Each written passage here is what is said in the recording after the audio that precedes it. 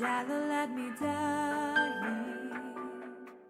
I'm that fool. 평생 사는 동안 내 평생 사는 동안 주 찬양하리. 여호와 하나님 내 주를 찬양하리. 주님을 묵상함이 즐겁도다. 내 영혼 주 안에서 참 기쁘리. 내 영혼아 주님을, 내 영혼아 주님을 송축하라. 내 영혼아 주님을 찬양하라. 내 영혼아 주님을 송축하라. 내 영혼아 주님을 찬양하라. 내 영혼아 주님을, 내 영혼아 주님을 송축하라. 내 영혼아 주님을 찬양하라. 내 영혼아 주님을 송축하라. 내 영혼아 주님을 찬양하라. 내 영혼아 주님을, 내 영혼아 주님을 송축하라. 내 영혼아 주님을 찬양하라. 내 영혼아 주님을 송축하라. 내 영혼아 주님을 찬양하라.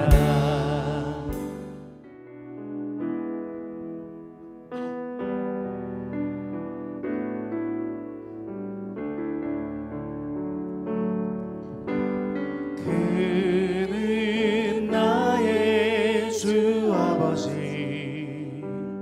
내 영혼을 풀밭에 누이시고 새와 나무의 노래로 내 맘을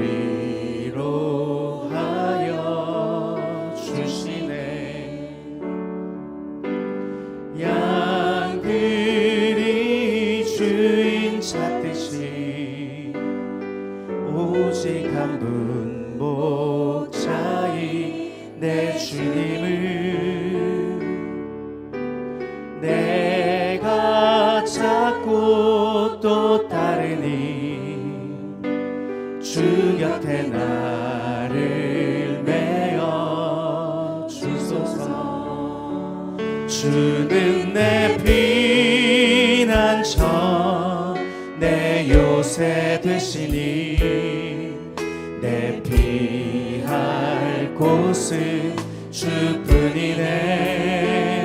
나 돌아갈래 본향 주의 집에서 내 주님 맞아 주시니.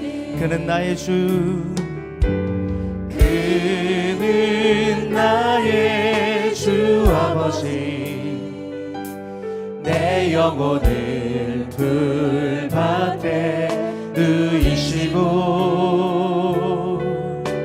새와 나무의 노래로 내 맘을 위로하여 주시네. 양들이 주인 찾듯이, 양들이 주인 찾듯이 오직 한 분 목자인 내 주님을 내가 찾고 또 따르니 주 곁에 나를 메어 주소서. 주는 내 피난처 내 요새 되시니 내 피할 곳은 주뿐이네. 나 돌아갈래 보양 주의 집에서 내 주님 맞아 주시니. 양들이 주인 찾듯이 양들이 주인 찾듯이 오직 한 분 목자인 내 주님을 내가 찾고 또 따르니 주 곁에 나를 메어 주소서. 주는 내 피난처 내 요새 되시니 내 피할 곳은 주뿐이네. 나 돌아갈래 보양 주의 집에서 내 주님 맞아 주는 내 피난처. 주는 내 피난처 내 요새 되시니 내 피할 곳은 주뿐이네. 나 돌아갈래 보양 주의 집에서 내 주님 맞아 주시리.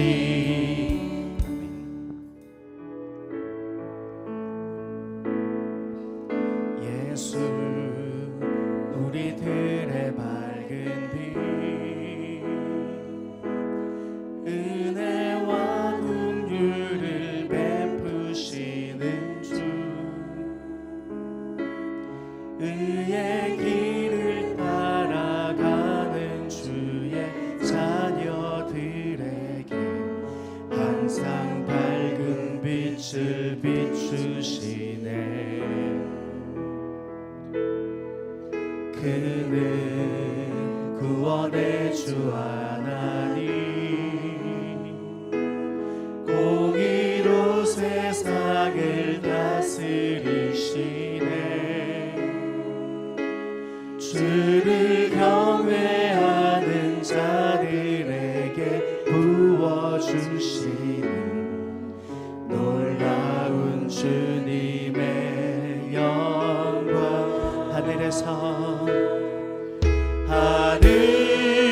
하늘에서 찬란하게 빛나는 주의 영광 이 땅에 오셨네. 어둠을 밝히고 새 생명 주시네. 영원히 빛나는 나의 예수님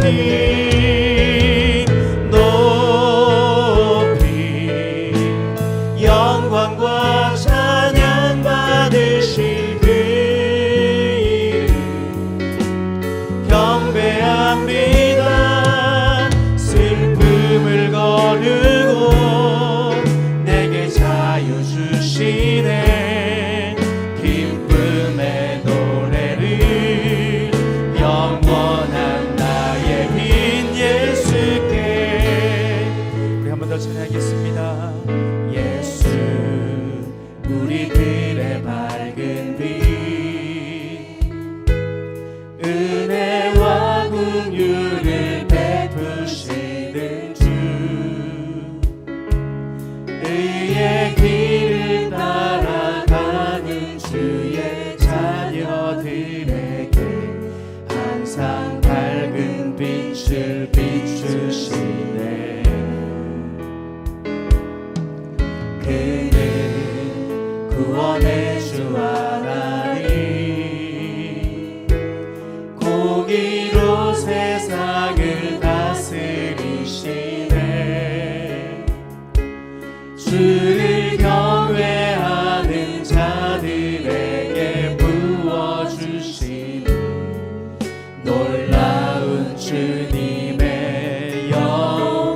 두 손 들고 찬양하겠습니다. 하늘에서 찬란하게 빛나는 주의 영광 이 땅에 오셨네. 어둠을 밝히고 새 생명 주시네. 영원히 빛나는 나의 예수님 높이 영광과 찬양 받으실 그 이름 경배합니다. 슬픔을 거두고 내게 자유 주시네. 기쁨의 노래를 영원한 나의 빈 예수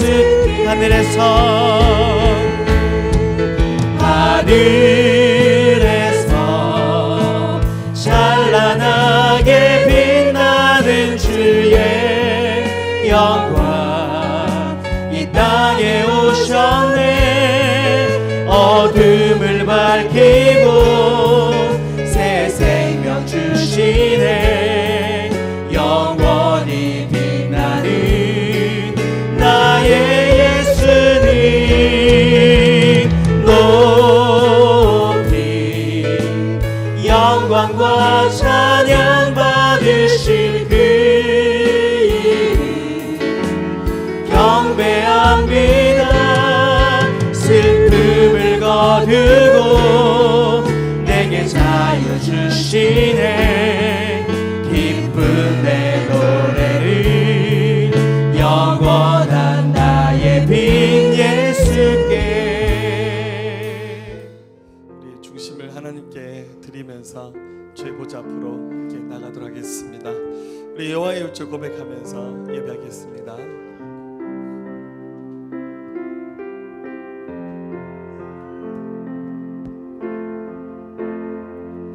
지극히 높은 주님의 낮은 성소로 들어갑니다. 세상의 신을 벗고서 주 보좌 앞에 엎드리니 내 주를 향한 사랑과 그 신뢰가 사그러져 갈 때 하늘로부터 이곳에 장막이 덮이네. 지극히 높으신 지극히 높은 주님의 낮은 성소로 들어갑니다. 세상의 신을 벗고서 주 보좌 앞에 엎드리니 내 주를 향한 사랑과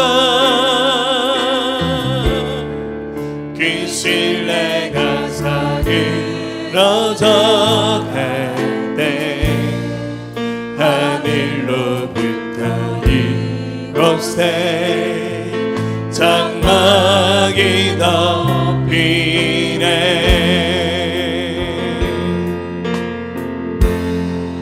이곳에 덮이소서. 이곳에 비치소서. 내 안에 무너졌던 모든 소망 다 회복하리니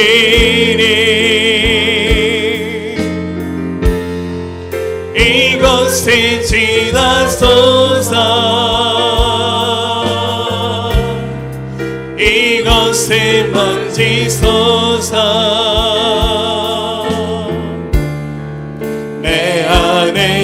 죽어가는 모든 예배 다 살아나리라. 우리 손을 들고 고백하겠습니다. 지극히 높은 주님의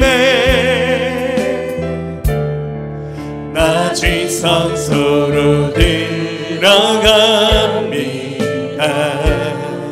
세상의 신을 벗고서 주 보좌 앞에 엎드리니 내 주를 향한 사랑과 그 신뢰가 사그러져 갈 때 하늘로부터 이곳에 장막이 덮이네. 이것을 덮으소서. 이곳을 덮으소서. 이곳을 비추소서. 이곳을 비추소서. 내 안에 무너졌던 모든 소망 다 회복하리리.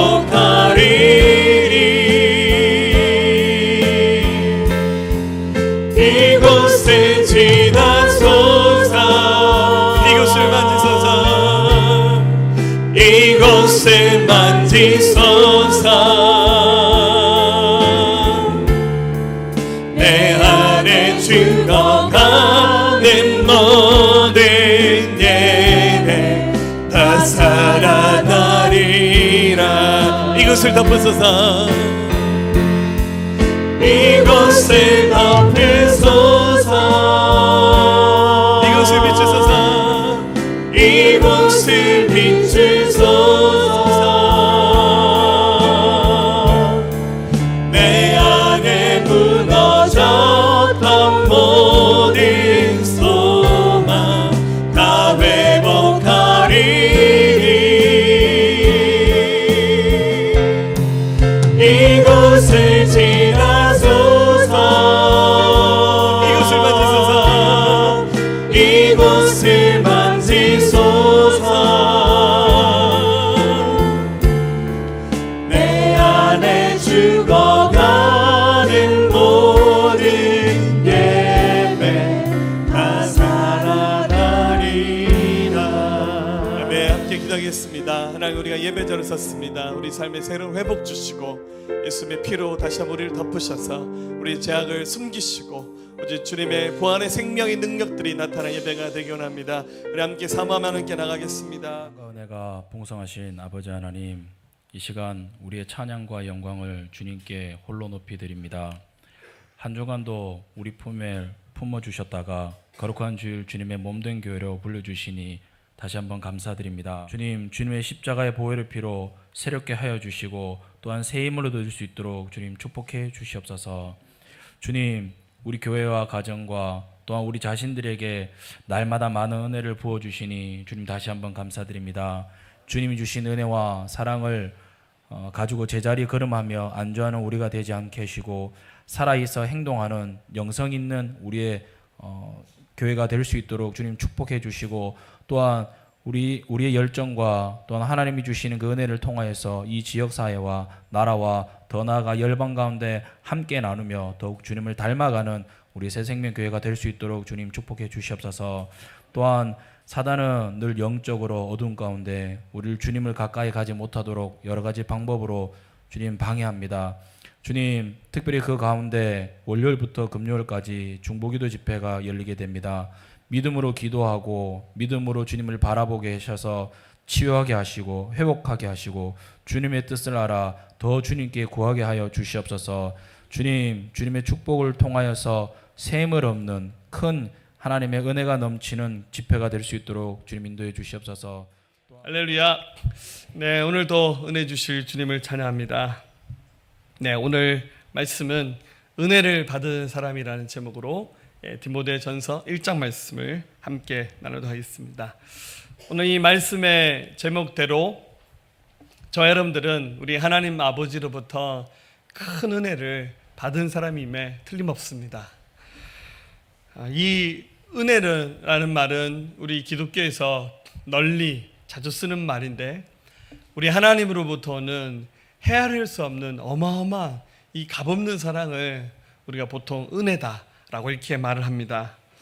하나님께서 하나님의 독생자 예수 그리스도를 우리를 위해서 보내주셨습니다. 그분이 십자가에서 우리의 무시무시한 죄악을 대신해서 죽으셨고, 또 3일 만에 부활하셨고 다시 오신다고 약속해 주셨습니다. 그래서 누구든지 하나님의 아들 예수 그리스도를 믿게 될 때 하나님께서 모든 죄와 허물을 용서하시고 구원받는 하나님의 자녀로 삼아 주시는 것, 그것도 모든 사람이 다 이 구원을 선물로 받는 것이 아니라 하나님께 특별히 선택하셔서 부르시는 사람들, 오늘 특별히 이 자리에 앉아서 함께 예배하는 사람들은 다 하나님이 부르신 분인 줄로 믿고 고백합니다. 이 은혜를 받아 누리게 된 것, 이것은 세상의 그 어떤 것으로도 설명할 수 없는 어마어마한 하나님의 축복입니다.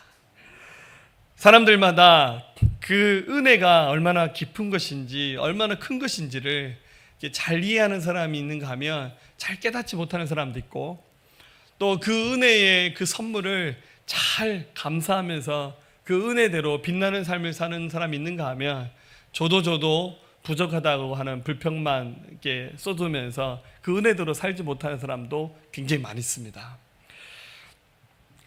로빈슨 크루소라는 유명한 소설이 있죠. 세계적인 명작입니다. 이 소설을 쓴 사람이 다니엘 데포라는 사람인데요. 이 사람 감옥에서 이 소설을 썼습니다. 그런데 나이가 들면서 시력이 굉장히 좋지 않았는데 하루에 5분만 제대로 사물을 쳐다볼 수 있었답니다. 안경 사진 보여주실래요? 네. 하루에 5분만 제대로 사물이 보일 만큼 시력이 급감했습니다. 앞이 잘 보이지 않는 상태에서 하루에 5분 동안만 글을 썼답니다. 하루에 5분 동안 글을 쓰면서 위대한 명작을 탄생시켰습니다. 아시죠? 유명한 음악가 베토벤, 이 사람 나중에 청각 기능을 완전히 상실해서 귀머거리가 되었습니다. 들리지 않습니다. 그런데 유명한 명곡들을 작곡하는데 사실은 그의 이 두 귀 청각 기능을 잃어버리고 난 다음에 피아노에다가 귀를 대고 건반을 칠 때 울리는 그 진동 소리를 느끼면서 곡을 썼는데 두 귀가 말짱했을 때보다 더 아름다운 곡을 썼습니다. 우리가 잘 아는 유명한 신학자, 장로교의 뿌리가 된 신학자였던 칼빈, 그의 일상 마지막 때는, 그 생의 마지막 때는 이제 병들어서 나약한 몸이었지만 침상에 누워서 그가 매일매일 글을 쓰기 시작했는데 깊은 성찰 가운데서 연구의 결과로 그 기독교 강요라는 또 불후의 명작 같은 대단한 또 신학 서적을 쓰는 주인공이 되었습니다. 어찌 보면 굉장히 열악하죠. 우리가 잘 아는 그 성경 다음으로 많이 읽혀진다고 하는 철로 역정, 존 버년 목사님 같은 경우도 영국에서 그가 감옥에 갇혀 있을 때 이 글을 썼습니다. 그 감옥의 환경이 얼마나 열악했냐면 그 자기 이야기 보면 그 안에 막 곰팡이들이 많았는데 자기 눈썹에 곰팡이가 쓸어서 정말 눈을 뜨지 못하는 그런 열악한 환경 속에서 철로역장이라는 세계적인 명작의 글을 썼습니다.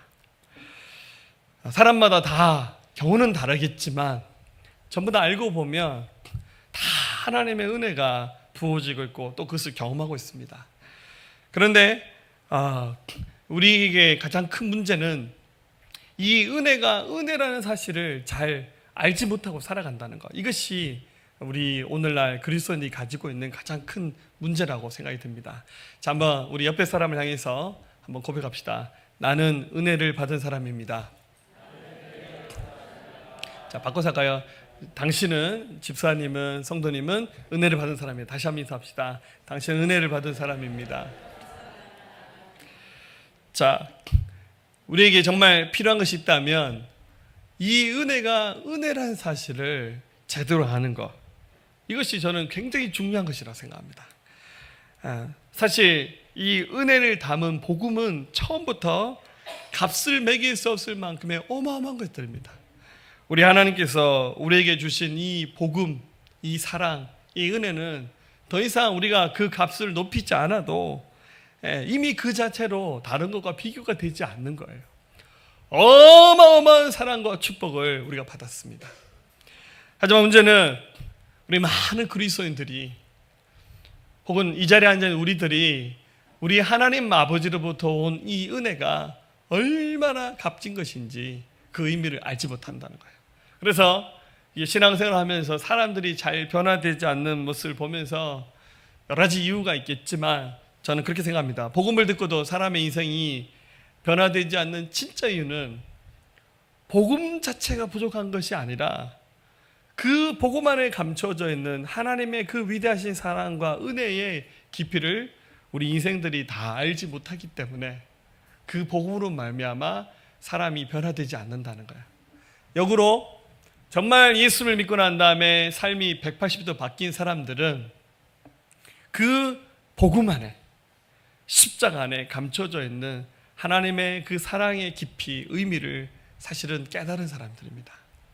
제가 말하기는 오늘 예배하는 이 자리에 있는 모든 분들, 이 하나님의 그 놀라우신 사랑의 그 깊이를 깨닫지 못한 채 그저 교회를 왔다 갔다 하는 수준으로 해서 신앙생활 하신 분들이 있다면 오늘 예배하면서 이 복음 안에 감춰져 있는 이 하나님의 은혜의 깊이들을 함께 깨달아가며 또 경험할 수 있는 귀한 시간 될 수 있기를 예수님의 이름으로 기원합니다. 자, 오늘 말씀의 기록자였던 사도 바울이 자신의 애제자였고 믿음의 아들이었던 디모데에게 이 말씀을 기록했는데 이 말씀을 통해서 세 가지 말씀을 함께 나누고자 합니다. 첫 번째는 우리가 자기의 처음 모습을 기억해야 된다라는 말씀입니다. 하나님 앞에서 예수님을 믿기 전에, 예수님을 알기 전에 자기의 모습을 기억하는 것, 이것은 은혜가 얼마나 값진 것인가를 깨닫는데 가장 큰 역할을 할 겁니다. 여러분 한번 예수님을 믿기 전에 자기의 모습을 한번 떠올려 보십시오. 말씀의 기록자였던 사도 바울도 예수를 믿기 전에 자기의 모습을 생각하면서 이 말씀을 썼던 것 같아요. 12절을 한번 보면 나를 능하게 하신 그리스도 예수 우리 주께 감사함은 나를 충성되이 여겨 내게 직분을 맡기심이라. 바울이 자기 자신을 돌아보면서 하나님이 나를 충성스럽게 여기셔서 직분을 맡기셨다라고 이렇게 고백합니다. 여러분 이 충성이라는 말은 믿음이라는 말과 헬라어 원어는 똑같습니다. 신실한 뜻이죠. 하나님이 나의 믿음을 신실하게 여기셔서 내게 이 직분을 맡기셨다. 바울이 이렇게 말합니다. 바울은 이 말을 할 때 자기의 그 지나가는 삶이 이렇게 주마등처럼 지나가면서 야, 내가 이런 은혜 받을 만한 자격이 있는 사람이고 그리고 내가 지금의 이런 직분, 또 바울은 선교사였고 목회자였고 하나님의 일꾼이었잖아요. 좀 이 일을 감당하고 있는 바울이 자기 자신을 돌아봤을 때 야, 내가 정말 자격이 있단 말인가? 아마 이런 생각을 했을 것 같습니다. 바울의 지나간 모습을 돌아보니 자기가 생각했을 때 자기 모습은 형편없죠. 안 믿었던 당시에 얼마나 악독했던지 예수님 믿는 사람을 핍박하고 심지어는 막 제사장의 공문을 대신 받아서 예수 믿는 사람이 어디든지 찾아가서 막 잡아서 그들을 감옥에다 집어넣는 무시무시한 일을 했고 또 초대교회 7 지사 중 하나였던 스데반이 돌에 맞아서 죽는 그 장면, 그 장면을 보면서 바울이 옆에서 같이 사울이 박수를 쳤어요. 잘 죽는다고. 저 이단자 예수를 믿는다라면서 그렇게 핀잔을 줬던 사람이 바울이었습니다. 그런데 그가 자기의 찾아온 예수님을 만났습니다. 다메섹까지 가서 예수쟁이들 붙잡으러 가는데 갑자기 섬광이 비추면서 그 자리에서 눈이 멀어 보여서 말에서 떨어져서 낙마했죠. 그 음성이 들렸습니다. 사울아 사울아 왜 나를 핍박하느냐. 누구신데요? 나는 지금 네가 핍박하고 있는 예수다. 이 말에 엄청난 충격을 받았어요. 자기가 지금 확신을 가지고 신념을 가지고 예수쟁이들 괴롭히고 막 예수 믿는 사람들 잡아 넣으려고 쫓아가는 그 길이었는데 그 예수님이 찾아오셨는데 그분이 하나님의 아들이라는 사실을 알게 되었고, 자기들이 그렇게 기다렸던 메시아 그리스도라는 사실을 알게 되는 순간 지나간 자기의 인생 전체가 부정되는, 잘못 살았고 잘못 믿었고 잘못 행해왔던 자기 삶을 한순간에 깨닫게 된 겁니다. 그래서 바울은 사울이 이름을 가질 때 식음을 전폐하며 금식하면서 기도했죠. 하나님, 잘못했습니다. 잘못 살았습니다. 하나님, 어찌하면 좋습니까? 그런데 주님이 자기를 포기하지 아니하시고 아나니아라는 선지자를 보내서 그에게 안수 기도할 때 그의 눈에서 비늘이 떨어지면서 시력이 회복되고 그에게 말을 하기를 하나님께서 당신을 선택하셨습니다. 이방 사람들과 이스라엘과 임금들에게 복음을 전하라고 당신을 선택하셨. 당신은 하나님이 선택하신 그릇입니다. 이 말에 사울은 자기의 인생을 바꿨습니다. 근데 바울이 선교사가 되어서 평생 살았는데, 여러분 이 디모데 전서후서는 바울의 사역 거의 마지막에 쓴 성경이거든요. 돌아보니까 내가 충성되이 여김 받을 만한 게 뭐가 있나? 하나님 나를 충성되이 여기셔서 이 직분을 맡기셨구나. 그럼 나중에 보면 바울이 회심했는데요, 초대교회 성도들 안 믿었어요. 저런 사람이 예수 믿는단 말인가 할 정도로. 저도 목회를 하면서 여러 사람들 만납니다. 보면 제가 관상을 보는 사람은 아니지만 대충 좀 이렇게 얼굴 보면 알잖아요. 은혜가 넘치는 얼굴이고 완전 도둑놈 얼굴이네, 이렇게 속으로만 생각합니다. 그러니까 얼굴을 보면, 또 복음을 전해보면 이 사람 진짜 예수님 잘 믿겠다 싶은 생각이 드는 사람도 종종 있어요. 그리고 복음을 전해보면 좀 반응이 좀 시원찮아요. 이 사람 예수 믿을 수 있겠나? 라는 느낌이 드는 사람도 있어요. 그런데 살아보니 저의 느낌과 예상과 다르게 정반대 경우를 많이 봅니다. 잘 믿을 것 같아 보이지만 제대로 못 믿는 사람도 많이 보고, 제대로 못 믿을 것처럼 보였는데 참 신앙생활 잘하신 분도 있더라고요. 저의 느낌이 늘 빗나감이 감사하죠. 여러분, 하나님은 절대 우리 포기하지 않습니다. 하나님은 항상 우리가 가지고 있는 가능성을 크게 보세요. 그래서 정말 이 신앙생활을 하면서 우리가 제대로 된 믿음의 길을 갈 수 있는, 견고한 믿음의 길을 갈 수 있는 비결은 우리의 그 처음 모습, 자연인으로 살았고 예수님 몰랐던 그 시절, 그냥 내버려뒀으면 무조건 지옥이에요. 그런데 하나님이 포기하지 않으시고, 하나님 누군가로 하여금 여러분 영혼을 위해서 기도하게 하셨고 품게 하셨고, 그 누군가의 손길을 통해서 여러분들이 이끌림 받아서 교회 오신 거예요. 그래서 지금 내가 이 자리까지 오게 된 거, 축복받는 주인공이 된 것은 하나님의 은혜였다.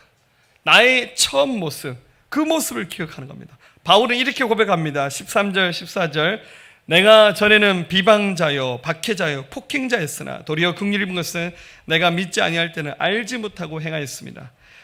우리 주 은혜가 그리스도 예수 안에 있는 믿음과 사랑과 함께 넘쳐도록 풍성하였도다. 무엇보다 모든 사람이 받을 만한 이 말이여, 그리스도 예수께서 죄인을 구원하시려고 세상에 임하셨도다 하였도다. 죄인 중에 내가 됐습니다.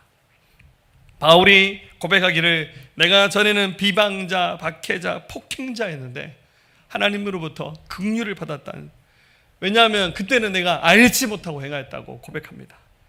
그런데 자기에게 주어진 그 하나님의 놀라운 은혜로 예수님을 알게 되었고 오늘 이 자리에 이르게 되는데, 바울은 끝까지, 여러분 이거 바울이 예수님 처음 믿자마자 한 고백이 아니에요. 평생 선교사 사도로서 생을 마쳐갈 즈음에 하는 말이 내가 죄인 중에 개수입니다. 예수님 처음 믿자 하는 고백이 아니라 지금 내 자신을 돌아볼 때 내가 죄인 중에 개수였습니다. 이렇게 바울이 고백했습니다. 여러분, 처음 모습을 잊지 마십시오. 누군가의 이끌림을 받아서 새신자로, 보통 가면 교회에 새신자석이 있잖아요. 새신자석에 앉았던 그 순간을 기억하십시오. 구제불능이었습니다. 도무지 희망이 보이지 않았고 가능성이 전혀 없어 보였습니다. 하지만 우리 주님이 포기하지 않으셨고, 여러분을 품고 기도하셨던 그 누군가, 여러분을 전도하셨던 그 누군가가 잊지 않고 기도했기 때문에 지금 이 자리에 서게 된 것입니다. 할렐루야. 네덜란드 암스테르담에 어느 한 노부부가 있었습니다. 결혼 50주년을 맞아서 특별한 파티를 했습니다. 손님들 초대해서 이렇게 음식도 먹으면서 파티를 했습니다. 분위기가 무르익어 갈 무렵 그 할머니가 방에 들어가서 꽃병을 하나 가져갔는데 그 꽃병이 굉장히 낡았는데 깨어져 있는 꽃병이었습니다. 사람들이 할머니 그 꽃병은 뭐예요? 물었더니 이렇게 말했습니다. 남편이 제게 청혼한 지 51년이 지났는데 처음 남편이 프로포즈할 때 너무 놀라서 탁자 위에 있는 꽃병이 떨어져 깨졌는데 이 꽃병이 바로 그겁니다. 그래서 살면서 삶의 위기가 있을 때마다 저 꽃병을 쳐다보면서 초심을 가지면서 결혼 50년을 지킬 수 있었다. 이렇게 말했습니다. 초상을 잃어버렸던 에베소 교회를 향해서도 예수는 그렇게 말씀하셨죠. 그러나 내가 너를 책망할 것이 있나니 너의 처음 사랑을 버렸느니라. 그러므로 어디서 떨어졌는지를 생각하고 회개하여 처음 행위를 가지라. 만일 그리하지 아니하고 회개하지 아니하면 내가 내게 가서 내 촛대를 그 자리에서 옮기리라. 네가 어디서 떨어진지 생각하고 회개하여서 처음 행위, 처음 믿음으로 돌아가라 라고 말씀하셨던 것처럼 우리의 처음 그 순간을 기억하며 그 은혜의 감격들을 회복하는 저와 여러분 되기를 예수님의 이름으로 축복합니다. 두 번째입니다. 우리가 받고 있는 이 은혜가 얼마나 비싼 것인가.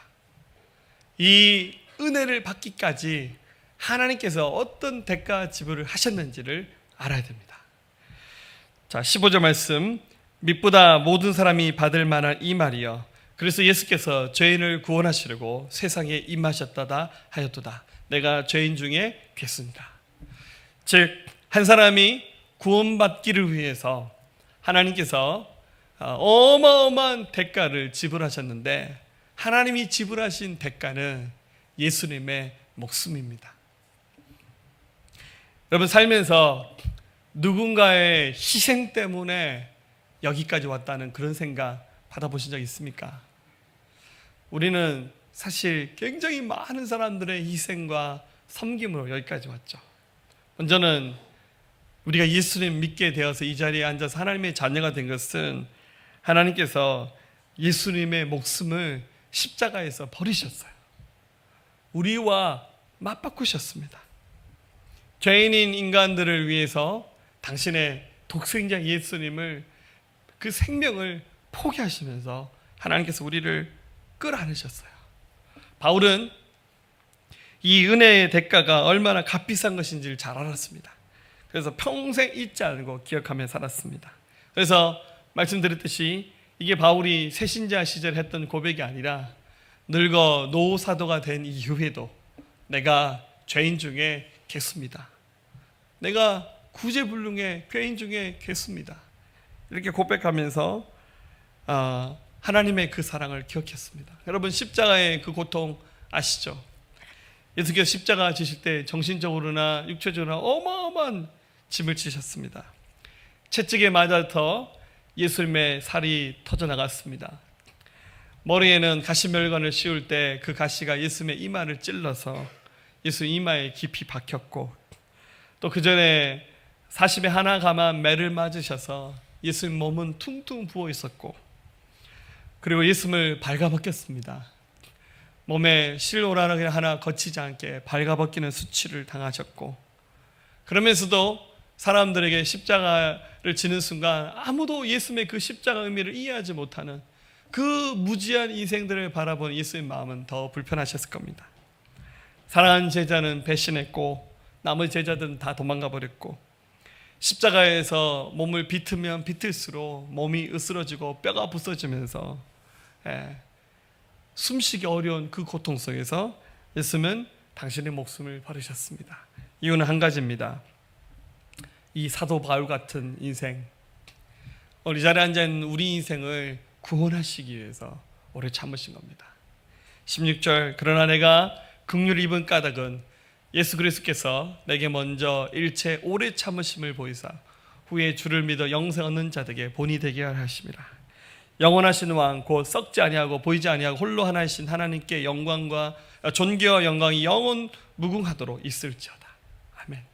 이것을 알던 바울은 오직 하나님께만 영광 돌리면서 그 하나님의 위대하신 사랑, 이 은혜 속에 감춰져 있는 하나님의 어마어마한 대가 지불을 감격하며 살았어요. 이것이 지금 이 성경을 기록하기까지 자기 인생의 마지막 끝자락까지 타락하지 않고 변질되지 않고 믿음으로 살아갈 수 있는, 신앙생활 끝까지 완주할 수 있는 비결이 바로 이 은혜 속에 담겨진 대가가 얼마나 값비싼 것인가를 아는 것이었습니다. 유명한 기독교 선교 영화 가운데 창끝이라는 영화가 있습니다. 혹시 보신 분도 있는지 모르겠습니다. 이런 영화 보자니까 너무 진지한 영화를 안 좋아하시더라고요, 다들. 저는 이런 진지한 영화 좋아하는데. 1956년 1월 8일 5명의 젊은 선교사가 갓신학교를 졸업하고 에콰도르로 갔습니다. 거기에 그 아우카라고 하는 인디안 부족 마을에 가서 선교를 시작했습니다. 5명의 선교사가 자기 아내들과 또 자녀들도 굉장히 어렸습니다.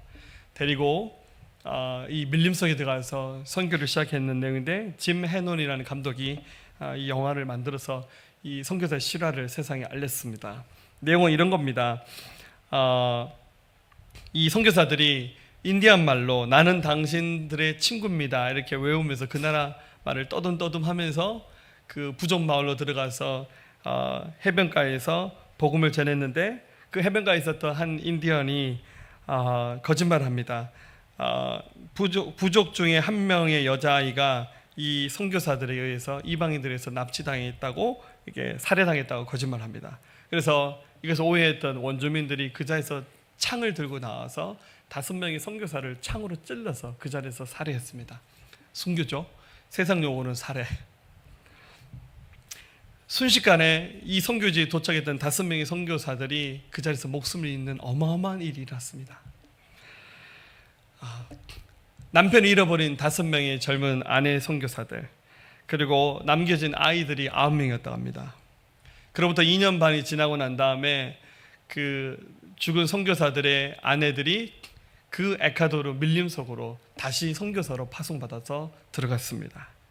들어가서 거기에서 살고 있는 그 원주민들을 섬깁니다. 의료 활동도 하고 그들에게 복음도 전하고, 그러면서 그들에게 다가가는 친구가 되어졌습니다. 그 원주민들이 차츰차츰 마음의 문을 열면서 복음을 받아들이기 시작했는데, 그 원주민 추장 이름이 민카얀이라는 사람이 있었는데, 이 사람이 이것이 너무 신기해서 엘리자베스 선교사에게 찾아가서 말하기를, 도대체 당신들은 누굽니까? 왜 여기 들어와서 우리를 돕습니까? 하고 물었습니다. 그랬더니 이 엘리자베스 선교사가 말하기를, 5년 전 그 해변가에서 5명의 이방인이 창에 찔려 죽었죠. 그 5명의 선교사들이 바로 우리들의 남편들입니다. 이 추장은 엄청난 충격을 받았어요. 자기들이 창에 찔러서 죽였던 그 남자 선교사들 아내들이 선교사가 되어서 자기들을 돕는 겁니다. 그래서 이 추장이 회심하면서 예수를 믿고 이 마을 전체가 복음을 받아들이기 시작했습니다. 나중에 그 추장이 당시 빌리 그레함 목사님 집회에 참석해서 이렇게 고백했다고 합니다. 우리들은 그분들께서 복음을 듣고 하나님을 믿게 되었습니다. 젊은 선교사들의 희생이 없었다면 우리는 아직도 예수를 모르고 있었을 것입니다. 그분들의 죽음으로 인해 우리들은 빛을 보게 되었습니다. 우리도 주님처럼 그분들처럼 살기를 원합니다. 그러면서 복음이 이 원주민 마을에 전해지기 시작했습니다. 나중에 세월이 많이 흘러서 36년 세월이 흘러서 1992년 6월 11일 드디어 그 밀림 안에 그 원주민들이 쓰는 언어로 번역된 성경책이 만들어졌습니다. 그리고 사람들이 그 밀림 속에서 많은 사람들이 참여해서 성경책 번역을 기념하는 그 하나님께 감사 예배를 올려드렸는데, 그 자리에 그 원주민들이 다 참석했는데 놀랍게도 그 5명의 선교사를 살해했던 원주민 5명이 그 자리에 참석했습니다. 여러분 어떻게 된 줄 아십니까? 그 5명 중에서 4명이 목사가 되었습니다. 한 사람은 그 마을 전체의 장로가 되었습니다. 여러분들 우연히 이런 일들이 일어날 수 있겠습니까? 하나님 은혜고, 또 하나는 그 은혜를 전달해준 그 통로자, 희생했던 사람들의 그 대가집이 얼마나 값진 것인지를 기억하는 사람들의 믿음의 반응 아니겠습니까? 나중에 그 추장이 그랬대요. 그 선교사의 아들을 데리고 가서 자기 아버지가 죽었던 그 해변가에 가서 창을 쥐어주면서 내가 너희 아버지 죽였으니까 이 창으로 나를 찔러서 죽이라고. 찔러 죽였겠습니까? 찔러 죽였으면 영화가 안 됐겠죠? 싫어합니다. 그 아들이 그 창을 거두면서 그 아들이 그 땅을 섬기는 선교사가 되었고, 그가 이렇게 말했습니다. 아무도 아버지의 목숨을 빼앗지 않았습니다. 아버지 자신이 내어준 것입니다. 우리의 목숨도 아버지처럼 늘 창끝에 놓여 있다는 것을 알았습니다. 그리고 선교사 아니었던 엘자베스 알리엇은 이렇게 말했습니다. 잃을 수 없는 것을 얻기 위해 가질 수 없는 것을 주는 자는 바보가 아니다. 오늘 집에 가서 의미를 좀 생각해 보시기 바랍니다. 진정한 은혜를 받은 사람, 그 은혜 속에 담겨 있는 그 희생의 대가가 얼마나 값진 것인가를 아는 사람, 그 사람은 절대 얻길 가지 않으면서 자기 길을 지키는 사람입니다. 마지막 세 번째입니다. 진정한 은혜를 받은 사람은 남아있는 자기 생의 의미를 알면서 살아가는 사람입니다. 예수를 믿고 구원받았습니다. 근데 이게 웬일입니까? 구원받자마자 우리 생명이 끝나지는 않아요. 하나님이 10대에 부른 사람도 있고 또 60대, 70대에 부른 사람도 있습니다. 예수님 믿자마자 바로 천국에 옮겨지면 좋으련만, 아니요. 예수 믿고 난 다음에 이 땅에서 우리의 삶이 길게 남아있어요. 이 땅에 남겨진 우리 삶의 의미가 무엇일까요? 자기를 위해서 살고 예수님 이름 이용해서 흥행하는 삶을 사는 거 아니죠. 예수님 때문에 지금 얻게 된 우리 생명, 남아있는 인생은 덤으로 살아가는 거, 보너스로 살아가는 삶이잖아요. 그래서 지금부터는 예수님이 주신 이 값비싼 은혜가 부끄럽지 않게 은혜를 주신 하나님 아버지의 뜻을 받들어서 우리 남아있는 생에 하나님이 기뻐하시는 믿음의 길을 가는 것, 이것이 은혜 받은 자의 합당한 삶의 모습일 겁니다. 바울은 말합니다. 디모데에게 18절 19절 아들 디모데야, 내가 내게 이 교훈으로서 명하노니 전에 너를 지도한 예언을 따라 그것으로 선한 싸움을 싸우며 믿음과 착한 양심을 가지라. 어떤 이는 이 양심을 버렸고 그 믿음에 관해서는 파선하였느라.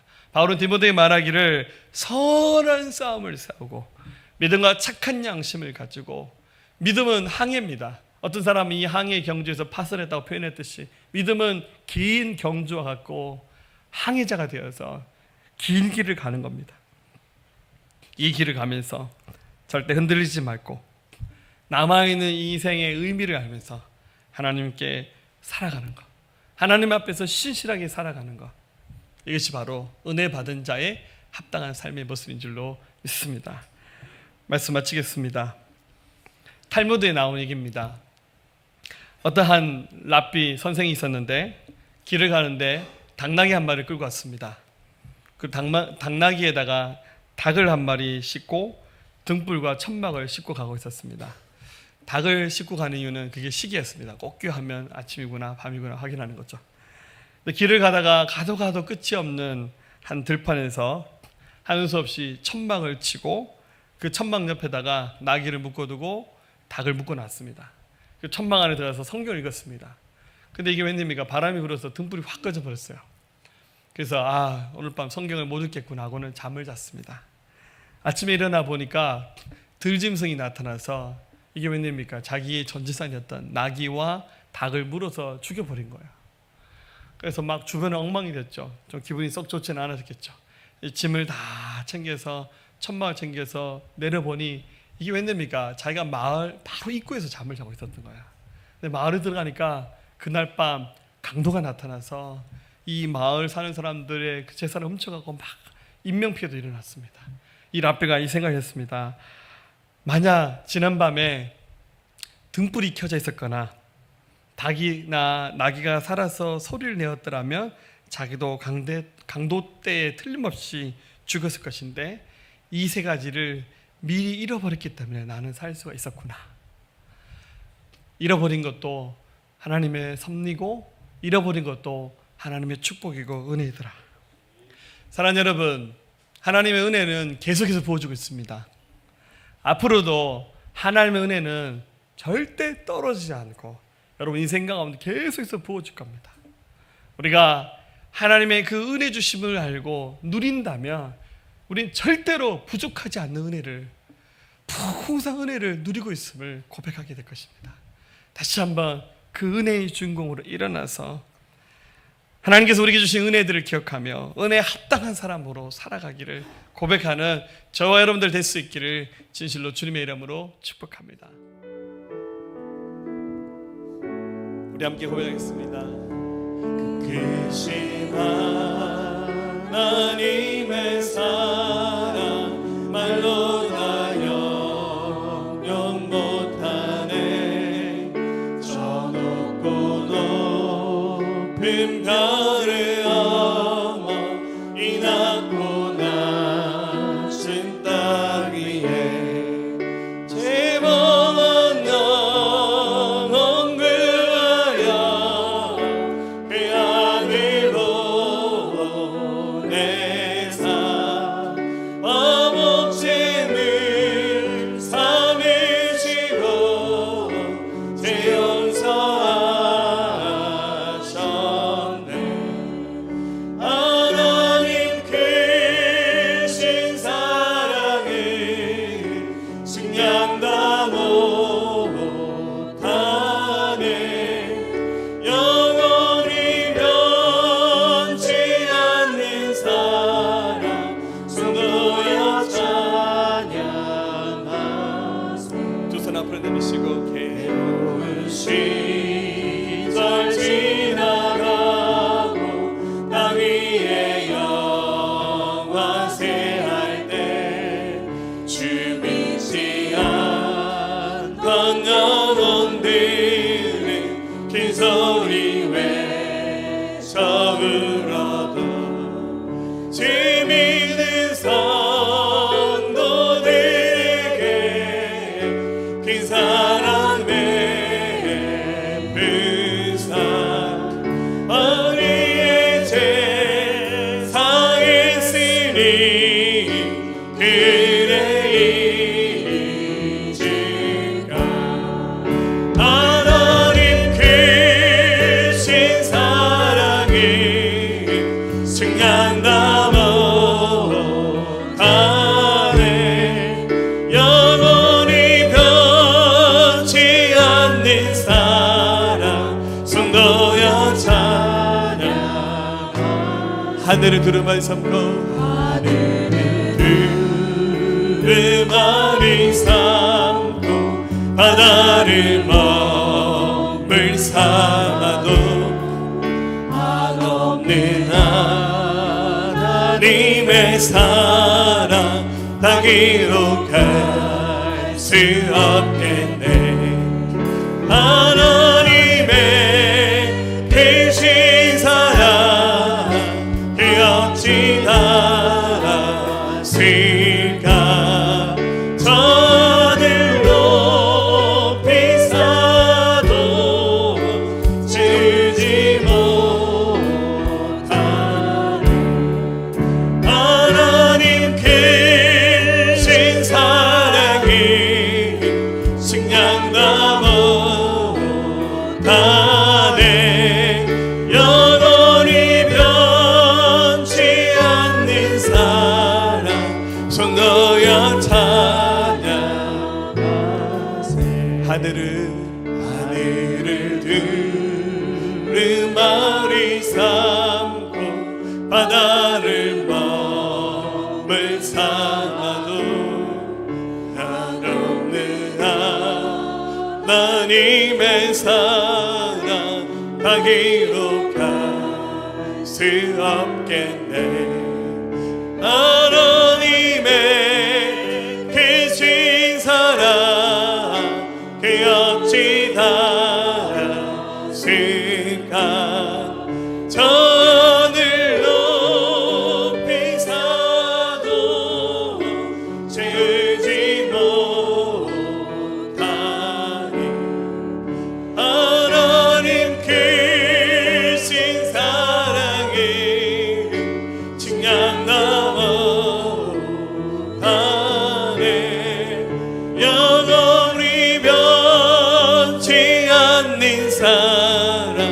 성도여 찬양.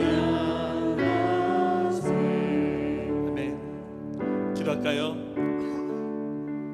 은혜가 부족하다고 느끼십니까? 하나님은 당신의 가장 귀한 것, 독생자 예수님의 목숨까지도 아끼지 아니하시면서 우리를 구원하시기 위해서 그 모든 것을 내려놓으셨습니다. 그 사랑 때문에 구원받았습니다. 우리가 천국에 들어간 하나님의 자녀가 되었습니다. 언젠가 우리는 기억 상실증에 걸린 사람처럼 은혜의 불감증, 그 많은 위대한 사랑 받고도 우리 처음 모습을 기억하지 못하고 이 은혜 속에 담긴 예수님의 희생의 의미를 알지 못하고 투정하며 다른 것을 쳐다보며 살아갑니다. 주님, 오늘 다시 한번 예배하면서 예수님의 피 묻은 사랑이 얼마나 위대하신 사랑인지 알게 하시고 그 사랑으로 부름받은 우리들이 앞으로 어떤 길을 가야 될지 다시 한번 알게 하셔서 세상과 타협하고 세상의 즐거움과 쾌락 쫓지 않게 하시고 주의 길을 갈 수 있는 신실한 믿음의 사람들 되게 하여 주십시오. 사도 바울이 내가 죄인 중에 괴수라고 고백했던 그의 믿음의 고백처럼 우리의 첫 모습을 기억하며 다시 한번 회복될 수 있도록 하나님의 놀라운 사랑으로 채워질 수 있도록 다시 한번 회복시켜 주시고 충만케 해주시고 이 시간 거룩한 성령님을 우리 가운데 보시고 나타나 주시면서 우리 함께 사모하면서 나가겠습니다. 우리 한번 할렐루야. 우리 은혜 받은 자로서 우리 남아있는 생의 의미들을 알고 주님 기뻐하는 길을 갔으면 좋겠습니다. 아멘. 드린 찬양의 고백이 우리 믿음의 고백으로 주께 드리기 원합니다.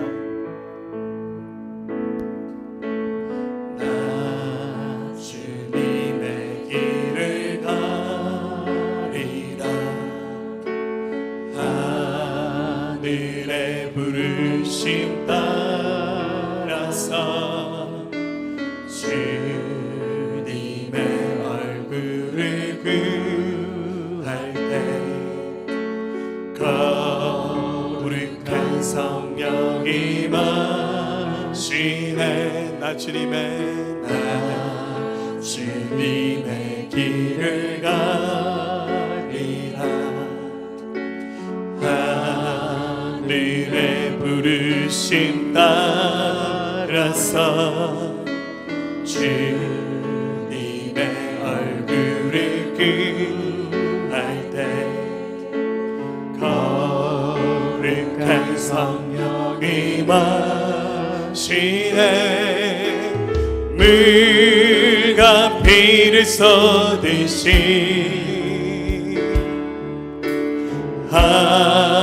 하나님의 어린 양 주님 사랑합니다. 오 주여 나를 보내소서. 주 위에 살리라. 주 따라가리라.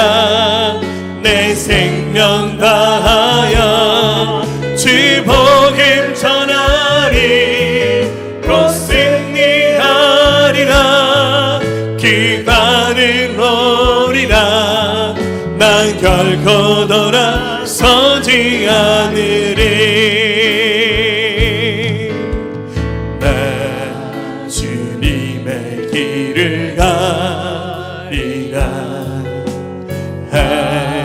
하늘의 부르심 따라. 자, 우리 두 손 들고 함께 고백할까요?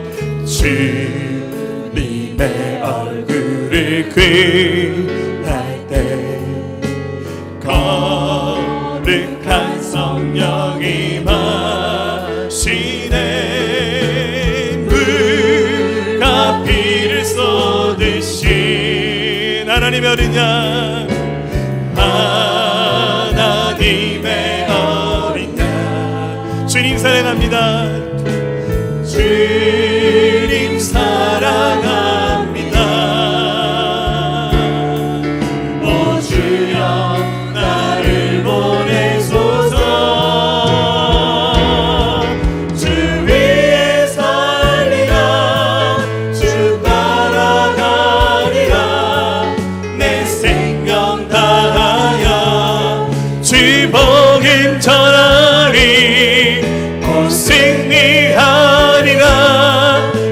나를 오리라. 난 결코 돌아서지 않으리. 물과 피를 쏟으시 하나님의 어린 양, 하나님의 어린 양, 주님 사랑합니다. 오 주여 나를 보내소서. 주 살리라, 주 위에 살리라, 주 따라가리라. 내 생명 다하여 주 복음 전하리. 곧 승리하리라. 그날을 오리라. 난 결코 돌아서지 않으리. 주 살리라, 주 위에 살리라, 주 따라가리라. 내 생명 다하여 주 복음 전하리. 곧 승리하리라. 그날을 오리라. 난 결코 돌아서지 않으리. 난 결코 돌아서지 않으리. 난 결코 돌아서지 않으리. 아멘. 할렐루야. 우리 끝까지 믿음으로 또 은혜 받은 대로 살아가는 모두가 되었으면 좋겠습니다. 아멘.